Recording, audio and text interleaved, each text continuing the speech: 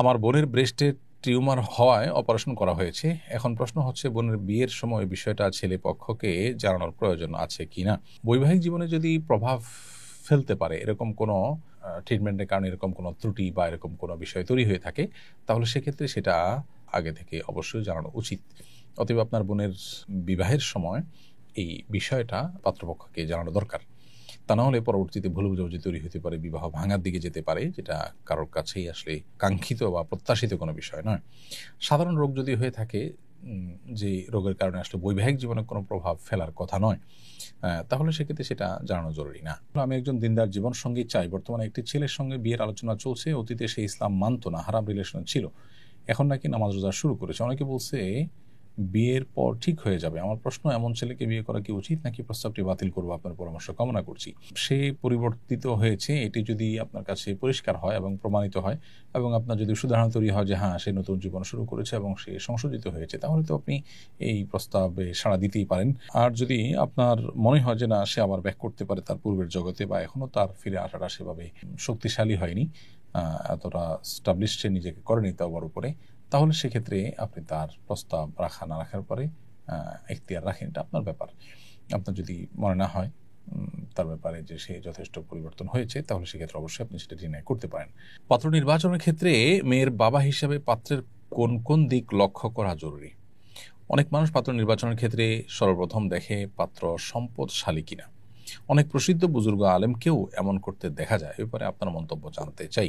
দেখুন, পাত্রের সম্পদ আছে কি, বিশেষ করে সেটা ভরণ-পোষণ দেওয়ার জন্য তার উপযুক্ততা প্রমাণ করে কিনা, এতটুকু তার অর্থনৈতিক সক্ষমতা নিরূপণ করাটা দোষের কোনো বিষয় নয়। কিন্তু যদি শুধুমাত্র টাকাটাকেই অগ্রাধিকার দেওয়া হয় এবং ওইটা দেখেই শুধু বিয়ে দেওয়া হয়, তাহলে সেক্ষেত্রে সেটা অবশ্যই ত্রুটিপূর্ণ বিষয়। একজন ইমানদারের যে দৃষ্টিভঙ্গি, সেটি এমনটি হওয়া উচিত নয়। এক্ষেত্রে আপনি যেমনটি বললেন যে কোনো বুজুর্গ আলেমকে এমন করতে দেখেছেন, আসলে আপনি যাকে বুজুর্গ আলেম বলছেন, তিনি যদি বাস্তবেই এমন করে থাকেন, তাহলে আদৌ তিনি বুজুর্গ আলেম কিনা, নাকি আপনি আপনার ধারণা বললেন যে তাকে বুজুর্গ আলেম বলছেন।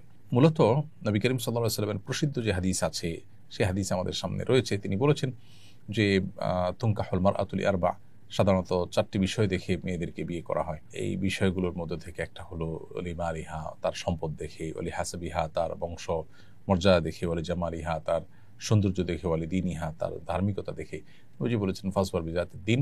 তো তোমরা ধার্মিকতা দেখে বিয়ে করে তোমরা সফল হওয়ার চেষ্টা করবে। এই যে ধার্মিকতাকে অগ্রাধিকার দিয়ে নবী সাল্লাল্লাহু আলাইহি ওয়াসাল্লাম বিয়ে করতে বলেছেন, এখান থেকে পরিষ্কারভাবে বোঝা যায় যে অন্য সব দিক দিয়ে কম্প্রোমাইজ করা হলেও ধার্মিকতায় কম্প্রোমাইজ করা উচিত না, এবং এটাকে সবচেয়ে আগে এবং সবচেয়ে গুরুত্বের সাথে দেখা উচিত, টাকা পয়সাকে নয়। তিরমিজির আরেকটা হাদিস আবু হাতিম আল মুজানি রাদিয়াল্লাহু তাআলা থেকে বর্ণিত, যে নবী করিম সাল্লাল্লাহু আলাইহি ওয়াসাল্লাম ইরশাদ করেছেন, ইযা জাআকুম মান তারদাউনা দীনাহু ওয়া খুলুকা, যখন তোমাদের কাছে তোমাদের মেয়েদের জন্য বা ছেলেদের জন্য এমন কোনো মানুষ পাবে যে তার আখলাক আচরণ, তার দিনদারিতায় তোমরা সন্তুষ্ট, এরকম যদি পাও ফানকিহুহু, তাহলে বিয়ে দাও। এই যে দিনদারিতা এবং আখলাকে যদি কেউ ভালো হয়, তাহলে সেক্ষেত্রে তাকে অগ্রাধিকার দিতে বলা হয়েছে। এখান থেকে বোঝা যায় যে মানুষের ব্যক্তিত্ব, মানুষের আমল, মানুষের তাকওয়া, মানুষের দিনদারিতা, ধার্মিকতা, এগুলো বেশি খোঁজা উচিত বিবাহ শাদীতে, যেটা আজকাল খুব একটা খোঁজা হয় না। এগুলোকে সেকেন্ডারি অথবা আরও পরবর্তী লেভেলের জিনিস মনে করা হয় এবং সবচেয়ে গুরুত্ব দেওয়া হয় টাকাকে। হ্যাঁ, আবারও বলছি, এতটুকু টাকা তো অবশ্যই দেখতে হবে যে এই পাত্রীকে ভরণ পোষণের ব্যবস্থা তার স্ট্যাটাস দিতে পারবে কিনা, সেটা দেখাটা দোষণীয় কোনো বিষয় নয়। বিয়ের আগে পাত্রপাত্রী একে অপরকে দেখা ও কথা বলার ইসলামী সীমা কি? খুবই গুরুত্বপূর্ণ প্রশ্ন। বিয়ের আগে পাত্রপাত্রী একে অপরকে দেখতে পারেন, কিন্তু দেখতে পারেন মানে এই নয় যে তারা একে অন্যের যে কোনো অঙ্গ প্রত্যঙ্গ দেখতে পারেন, বরং পাত্রীর মুখমণ্ডল এবং 2 হাতের অগ্রভাগ এবং 2 পায়ের পাতা, এইটুকু দেখা যাবে।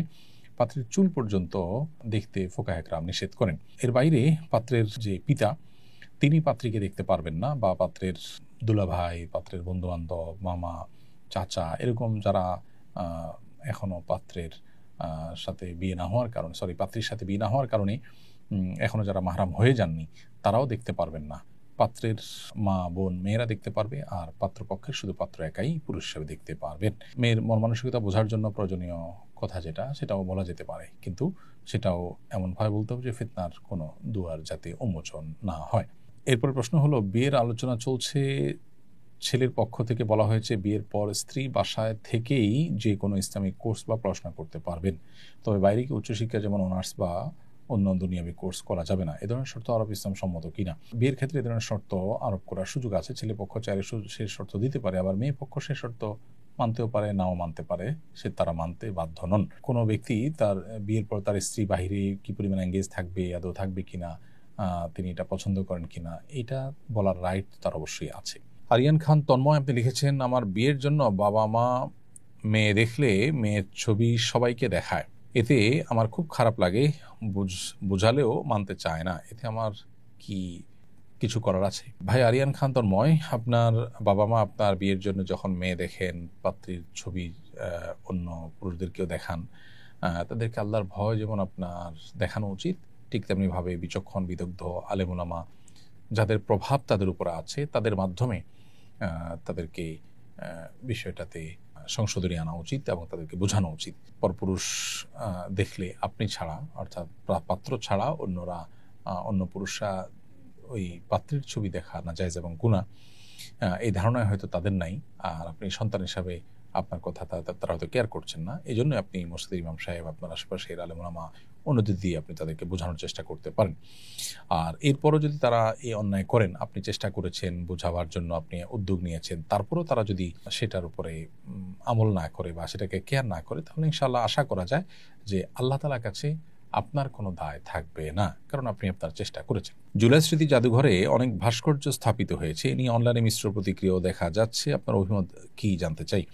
প্রিয় দর্শক, আমার অভিমত গুরুত্বপূর্ণ নয়, গুরুত্বপূর্ণ হলো যে জুলাই স্মৃতি জাদুঘরে ভাস্কর্য স্থাপিত হওয়া, এটা কি বিগত ফ্যাসিস্ট আমলের ভাস্কর্য পলিটিক্স যেটা ছিল তাদের, সেটারই অংশ কিনা বা সেটারই ধারাবাহিকতা কিনা।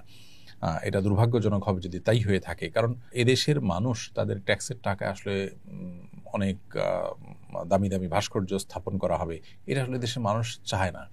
এদেশের মানুষের আশা আকাঙ্ক্ষা, এদেশের মানুষের প্রত্যাশা, এদেশের মানুষের চিন্তাধারা, এটা আমরা আসলে নির্মোহভাবে, নিরপেক্ষভাবে একটু ভাবলেই কিন্তু আমরা আন্দাজ করতে পারি। এদেশের মানুষ এই সমস্ত অহেতুক অনর্থক কাজে টাকা পয়সা খরচ করাকে কখনো সমর্থন করে না। সেই জায়গা থেকে আমরা বলবো, জুলাই স্মৃতি জাদুঘরে এই সমস্ত ভাস্কর্য স্থাপন করার কোনো মানে নেই।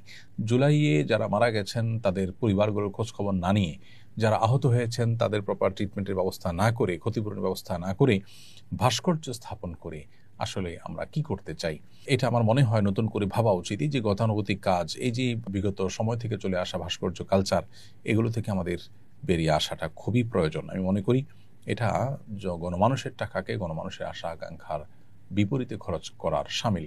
এদেশের ধর্মপ্রাণ মানুষরা ধর্মীয় কারণেও ভাস্কর্য, কোনো প্রাণীর ভাস্কর্য তারা পছন্দ করেন না।